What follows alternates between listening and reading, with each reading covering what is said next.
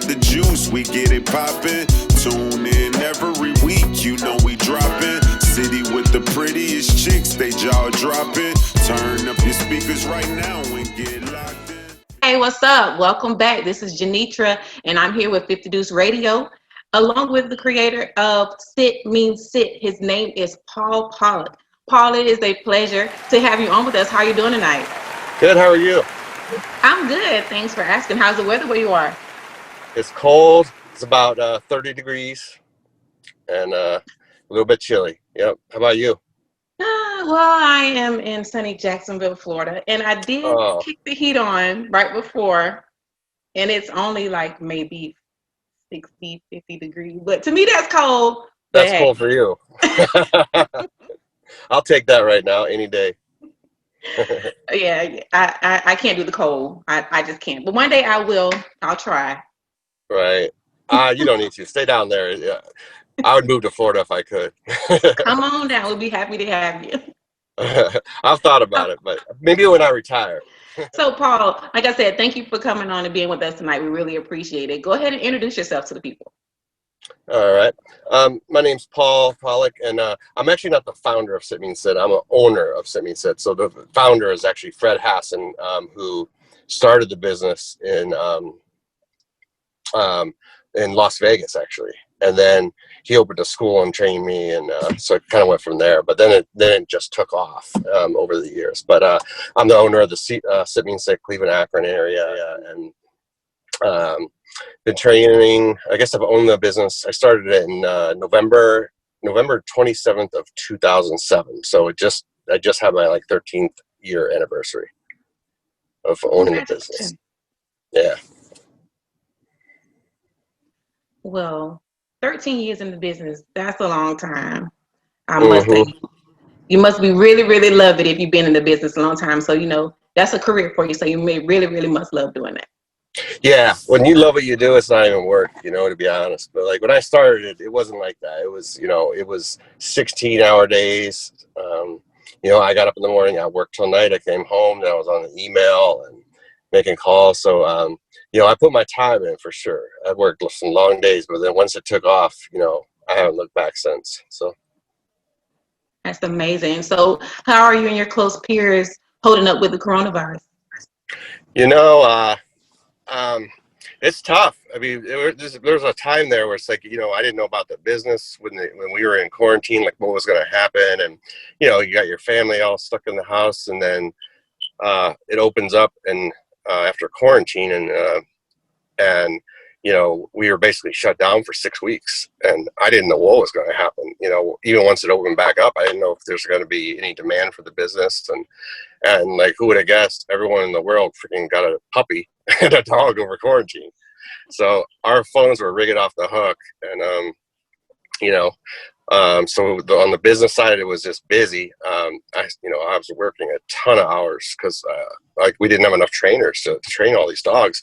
So I was getting trainers up, and then, dealing with, the kids. It's like my son, his school, they went to like a hybrid kind of situation where it's like, 2 days a week they go to school and 3 days they're home.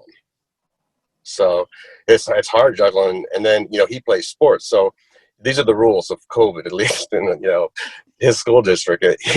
I think they just make these rules up as they, come up, and they're situational because, he could only go to school 2 days a week because of COVID, right? Mm-hmm. But he could play and practice tackle football 5 days a week. I was like, that doesn't make any sense. But I'm happy he stayed busy for his sake. But yeah, so 2 days a week at school and then 5 days of practice for football. So it's okay to tackle someone, but not to go to school. Now, you did mention something about a puppy. You're talking about a puppy. Now, for the viewers that we have on who don't know what Sit Means Sit is, could you let them know what it is? Absolutely. It's a dog training company. It's actually a franchise now. When I started in it, way back in the day, 13 years ago, it wasn't. It was, the founder of the company. He uses remote collars, which is kind of a niche. And the thing I love about the company was, like, what I loved about it was, like, the way he could produce dogs, train them as fast as he could to like the highest level you could get them in a short period of time. And I'm like watching him on YouTube. I'm like, how is he doing this? You know, this is insane. So actually, I was a customer. I had my dog trained through them, and I was like, I need to be a part of this. Like I could just see like where it was going. And so I got in pretty early, which I was fortunate, because now it's like it's grown so much, but I got in, you know, at the right time, and it's paid off. So it's a dog training company now. You know, when I started, there wasn't that many locations, but now there's I think there's over 155 locations in the United States. Wow. Okay. Yeah. That's awesome.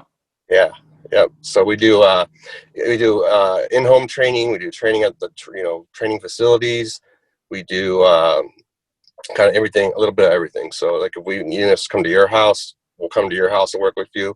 If you want to drop your dog off for the day and have us train it, and then we do that. Then we do a lesson with you at the end of the day and show you what we taught them. And then we do that once a week for whatever program you choose, you know, so. Okay, that's awesome. Now listen, before you got into the business with Sit Means Sit, what influenced you to start this line of business, and who all have you worked with? What inspired me like to get into it was having my dog trained by them, and I could just see it was going somewhere. I think people always say, my mind is definitely like a visionary type of mind. I could just see things the way they're going to unfold. And what I liked about Sit Means Sit was, number one, I wanted to own my own business. That was always like a goal. I didn't know exactly what I wanted to get into. And once I got into Sit Means Sit as a client, I saw with it, like it was just at the beginning, stages. So when I got into it, I was like, this is going somewhere, so I just stayed on it and got in. And then, but what I loved about it is it's like, the owner, the founder, I would say, Fred Hassan, when he started it, what impressed me about him was, he never, if you're going to get into a business, what most people would do is they would say, I want to go study all the best dog trainers in the world, right? I'm going to learn from them, and then I'm going to just try and be a little bit better, but what he did was he went in, he's like, I'm not going to ever talk to another dog trainer. I don't want to learn from him because I want to go in with a fresh mind. And what he did was, by doing that, he didn't have any preconceived notions of how to train a dog. He just figured it out himself. So it took dog training in a whole different direction than it had ever been, ever. And he was doing it with remote collars, and some people call them shock collars, but, whatever you want to call them. But the way we use them, or the way he was using them, and we still use them, is it's to get the dog's attention. It's not like a shock, or it doesn't hurt the dog. Okay. But at all. So, but when he started doing it, back then, like, no one was saying that they used a shock collar on their dog. There was people that did it, but it was behind closed doors. And then he comes out, and all of a sudden he's like, not only am I doing it, but I'm going to put these videos all over YouTube, and I'm going to show you what I'm doing, and he just kind of blew the whole world away. And I was one of those early people that saw him, and I got on board. You sound very, very passionate about what you do, and I can tell. So what motivates you to go as hard as you do in the business? I think I'm just naturally a very driven person, but I am passionate, like you said, about the business. So I think when you're passionate about something, I don't care what it is, you're going to do well in it, and that's, what I always give them, my kids and stuff, the advice of, when you get older, follow your dreams. I don't really care, what you want to do, but you're going to, your work is something you're going to do the rest of your life. So, do something you like, and, and that you, can be proud of and stuff like that, where, I'm one of those people, I think I'm a natural leader. I like to take charge and just, and I'm willing to take risks that a lot of people aren't, and put everything on my shoulders. So, sometimes that pays off and sometimes it doesn't, but. That's some good information. Now, listen up. I want you to listen closer to this next question, okay? All right. By day, I work at the bank. And okay. I have many trades. I'm a makeup artist. I'm a bartender. I sell jewelry. I do a lot of different things. But in your line of business, I want to know, what are the pros and cons for being in your line of business? Pros and cons. So I'd say the pros are, I would say now it's a pro, but you know, when I started the business, you know, like I said, I always say now, when I just to sum it up, I'm like, I used to work a lot of hours to make a little money. Now I work very few hours to make a lot of money.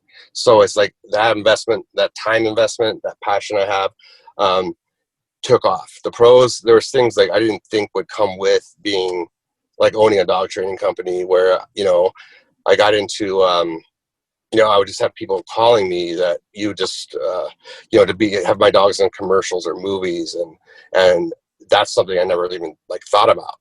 And, American greeting cards, stuff like that. And then all of a sudden I was like getting calls from like, you know, professional athletes and, you know, local athletes in the Cleveland area. And I'm like, what, who's on the phone? You know?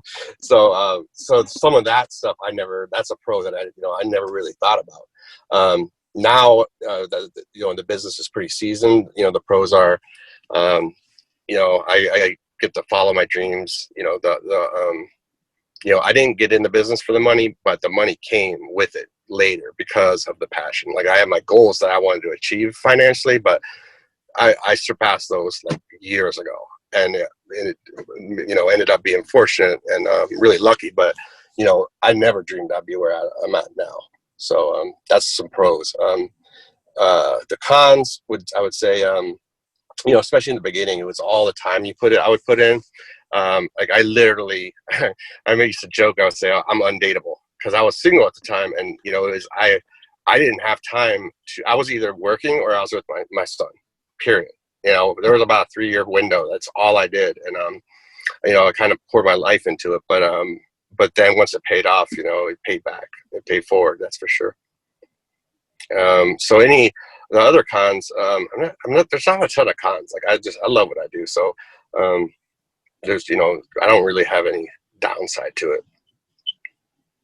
Well, we heard it from your mouth. No cons. That's awesome. Right. Now, with the field that you're in, I did do a little research and I saw that you have a lot of awards in your field. Now, what is your most proud award and your favorite one?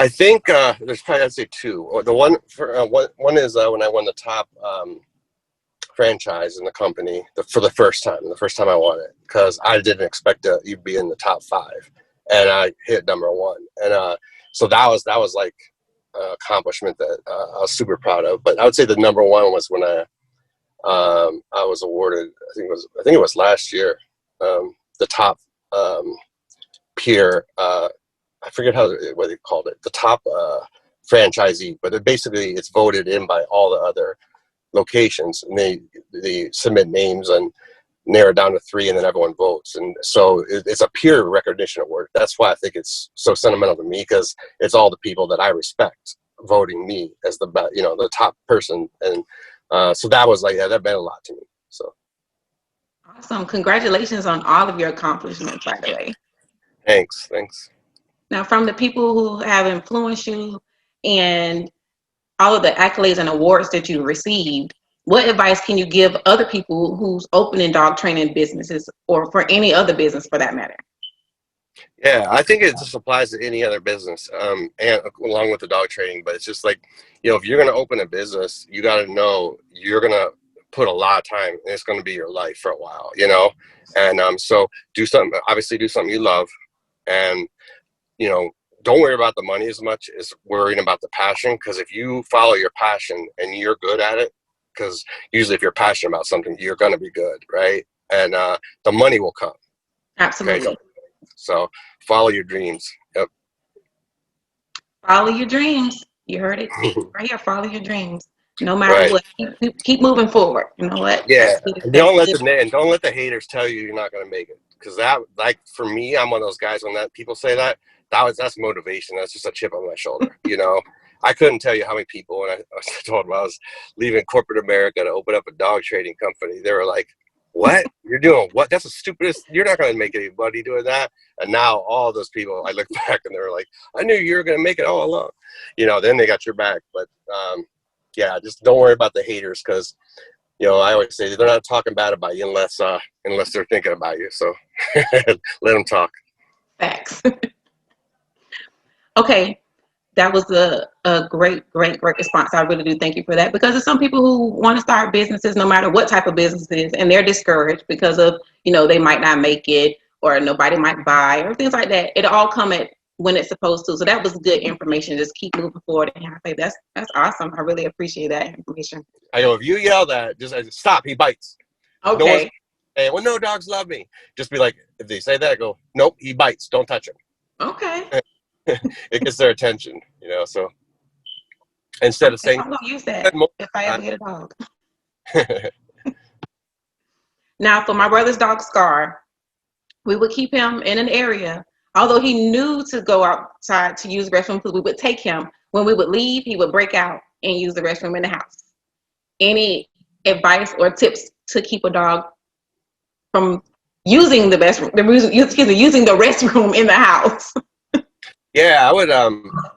I tell people, you can potty train any dog in 2 weeks, unless it's like a medical condition or something like that, or you're just leaving the dog for extremely long periods of time where they just physically can't hold it. But just put a leash around, put a leash on the dog, put it around your wrist, and keep that dog next to you everywhere you go. So it doesn't have any freedom to go, because most dogs won't go in front of you if they're on a leash and that close to you. So if they do, you got them on that leash, and then you can just yell their name and get them outside right away. So usually you do that. I tell people, if you can't have them on the leash next to you, then put them in a crate, where the dog can stand up, turn around, lay down comfortably. But most dogs won't go with they sleep, so just put them in a crate when you're not there. Good information. And that'll work for me one day if I decide to get a dog. My son always asks, and I tell him, no, we're not getting it. No, you can have a fish. Yeah, it's easier. Kids always love them until they get them. I mean, they still love them, but they don't take care. Like, I promise I'll do all this. I'll take them outside. I'll do this. And then they do that for like a week, and then you're fighting with them every day. I thought you were going to feed the dog. I thought you were going to take the dog out. Yeah, that would be my dog, not his dog. I know it would. Right. So for this next question, Paul, you don't have to name drop if you don't want to, but are there any celebrities that you've worked with or would like to work with? Yeah, I've worked with, I'm not gonna name everyone, but I've the movies I've done, obviously Michaela McManus was, worked with my dog pretty exclusively, and Diogo Morgano, that guy is he's made it pretty big too. The guy literally played like Jesus in the movie Son of God, so he's had some big roles, and they were fun to work with. I've worked with some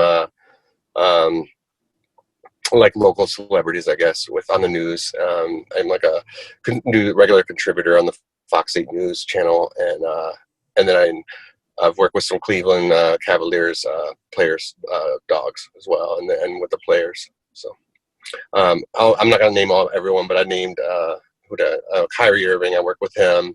That one's pretty well known. And Iman Shumpert, and his wife, who at the time I didn't know who she was, Tiana Taylor, and she's a trip. When I went to meet with them, they're both super busy people, and it was during the year of their championship run. So I was going to meet with both of them for the first initial just consultation, and someone had told me, one of the players had texted me like, hey, Iman Shumpert, I gave him Iman your number, and he's going to be texting you, just a heads up. And I'm like, cool, no problem. So I go up and meet, and he was still at practice, and I didn't know who his wife was. Like, I had no idea. And she was just talking about going on tour. She's like, I want to get this dog trained before I get on tour, and doing this, and this is my assistant so and so. And I'm like, who is this lady? Like, I was like, she's someone, but I'm not gonna ask her because I'm gonna look stupid. So I waited. Then I googled her name, and I was like, oh wow, she's like a big time. But she had a trip, and she was a fun person to work with. She's got a lot of personality. A lot of personality. All her roles that she played had me laughing so hard. Yeah, she's a trip. When I do lessons with them, when I was doing them, it worked out. I was either working with Iman individually or her, because their schedules were busy, but it wasn't like both of them. And at the same time, except for like once, I think. But half the lesson, she would just be telling stories. Like she just has a personality. Like she'll have you laughing. That's for sure. That's wonderful. You got to hook up with that one. You said somebody gave you their phone number. See, word of mouth. You're an awesome trainer. Yeah. Yeah, the awesome thing about like I never really envisioned working with like professional athletes and stuff like that. But one thing you find out about they're tight because those guys travel together. They're in a locker room together. They play on the whatever sport it is. It really doesn't matter. But once you get in with one, they're tight and they tell you if it works and someone does a good job. Once you get in, you're in. So I mean not only did I work with like 3 of the players, but their managers also separately. So, it went a long way. So it worked out well. Awesome. Do you have any shout outs or upcoming events that you want to let us know about? I don't really have any upcoming events with COVID. Like no one is planning anything, but I had a movie coming up that I've been called to do in February, and I think he was going to start filming it like the end of March or beginning of April, and then the quarantine and COVID hit, and like they still haven't called back. Yeah. But the movie industry kind of just shut down for a while. But the people that got me to where I'm at today, Fred Hassan, the original, the CEO and founder of Sit Mean Sit, Dave Skletsky was one of my teachers and mentors.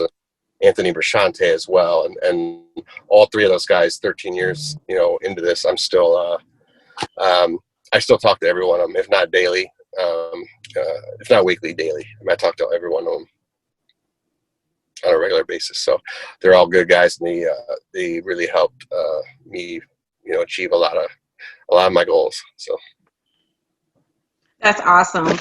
I want to thank you so much for being on with us tonight, Paul. It sounds like you had a phenomenal career with training dogs, and it's such an amazing thing to have such a lengthy career in what you do and what you love. Yep. And doing what you love, it's not a job. That is absolutely correct.